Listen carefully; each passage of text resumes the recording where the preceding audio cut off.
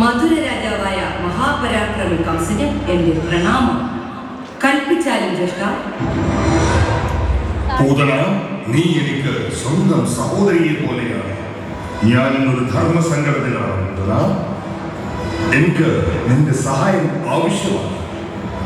പൂതന, ഗോകുല നഗരിയിൽ നന്ദഗോപരുടെ വസതിയിൽ 7 ദിവസം മുന്നേ ഒരു ബാലൻ ജനിച്ചിരിക്കുന്നു. ദുർവാസാവിൽ നിന്നും നേടിയ വരദാനത്തിലൂടെ നീ ആ കുട്ടിയെ വിഷം നിറഞ്ഞ പാലൂട്ടി വധിച്ചാൽ ഇത് നമ്മുടെ രാജ്യത്തിന്റെ സുരക്ഷയ്ക്ക് അത്യാവശ്യമാണ്. തീർച്ചയായും ജ്യേഷ്ഠ. എന്റെ മാറിടത്തിലടിഞ്ഞ കാളകുട വിഷം ഇന്ന് തന്നെ ആ ബാലൻ രുചിച്ച് കാലപുരിയിലേക്ക് പോകും.